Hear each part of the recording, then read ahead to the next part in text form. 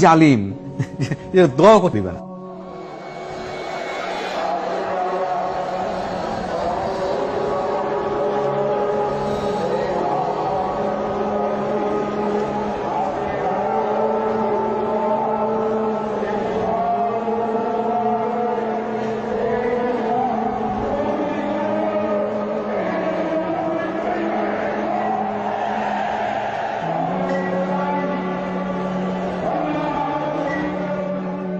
দুপুর থেকে ঢাকার বিভিন্ন পয়েন্টে অবস্থানকারী হেফাজত কর্মীরা মতিঝিলের দিকে আসতে থাকে।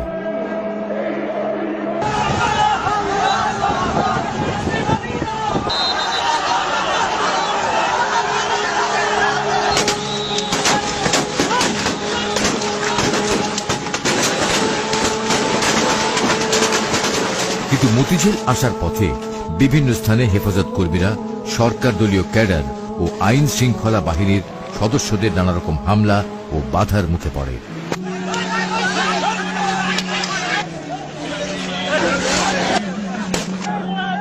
সবচেয়ে ভয়াবহ হামলা করা হয় মতিঝিলের প্রবেশ মুখ পল্টন এলাকায়। এখানে পুলিশ, র্যাব ও আওয়ামী সন্ত্রাসীদের ত্রিমুখী হামলায় হেফাজত কর্মীরা দিশেহারা হয়ে পড়ে।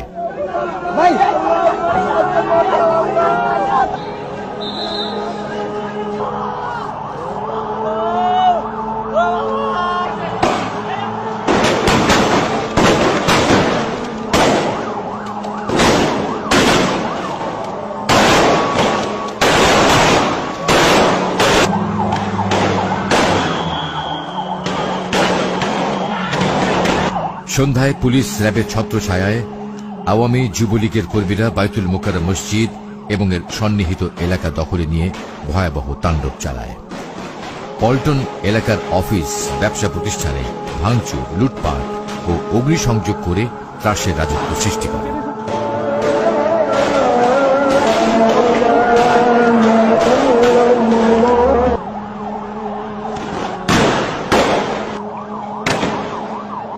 এ সময় এখানকার জুয়েলারি দোকানে লুটপাট, জায়নামাজ, আতর, টুপি, তসবিহ ও কোরআন শরীফের দোকানসমূহে আগুন লাগিয়ে দেওয়া হয়।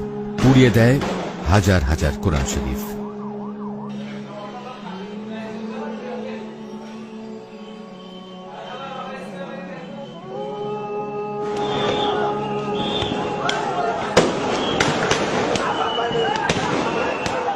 পুলিশ ও আওয়ামী সন্ত্রাসীদের হামলায় সমাবেশে আসার পথেই অন্তত 20 হেফাজত কর্মী নিহত হয়।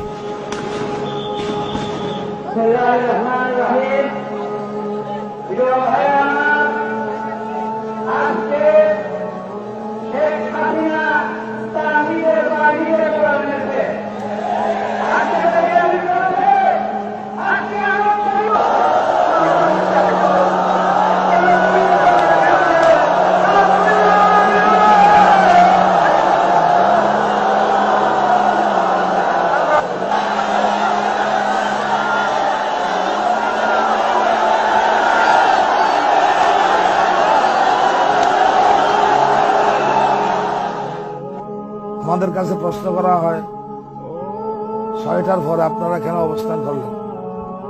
পুলিশ বাহিনী, র্যাব এবং আওয়ামী ফেডাররা তাদের দেয়া টাইমের ভিতরে আমাদের 20 জনের মতো মানুষকে তারা নিহত করেছে।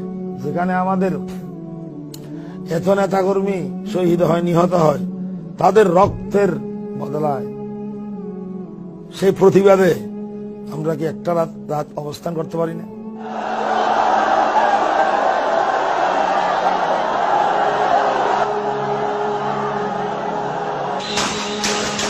রাত 8টার দিকে দৈনিক বাংলার দিক থেকে মতিঝিলের মূল সমাবেশে বিপুল সংখ্যক পুলিশ প্রথমবার হামলা চালায়। কিন্তু সমাবেশকারীরা রুখে দাঁড়ালে পুলিশ তখন দৈনিক বাংলা মোড়ে অবস্থান নেয়। এ সময় সমাবেশ স্থলের সমস্ত সড়ক বাতি নিভিয়ে দিলে মতিঝিল ও এর আশপাশের এলাকা অন্ধকারাচ্ছন্ন হয়ে পড়ে। সমাবেশের মাইকগুলোর সংযোগ বিচ্ছিন্ন করে ফেলা হয়।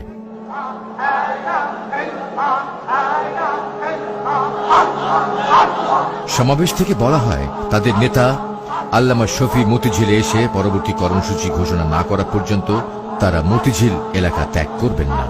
আল্লামা শফি তখন মূলত লালবাগে আইন শৃঙ্খলা বাহিনীর নজরদারিতে আটকে গেছেন। আমি যাওয়ারও পরিবেশ ছিল না, তারপরে আমি কোনো মতে চলে গেছি আগে, এবং আমার ফরফরি হজরত যাওয়ার কথা 1 মাইল 1.5 মাইল চলে গেছে। ক্যাডারদের এই নাশকতার কারণে যাওয়ার পরিবেশ ছিল না।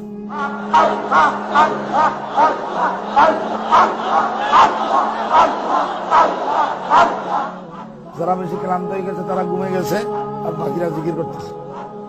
সেই ঘুমন্ত অবস্থায়, জিকিররত অবস্থায়, অন্ধকার রাত্রে এইভাবে কোনো নিষেধাজ্ঞা জারি করা ছাড়া, 144 দ্বারা জারি করা ছাড়া এইভাবে অভিযান, পুলিশের অভিযান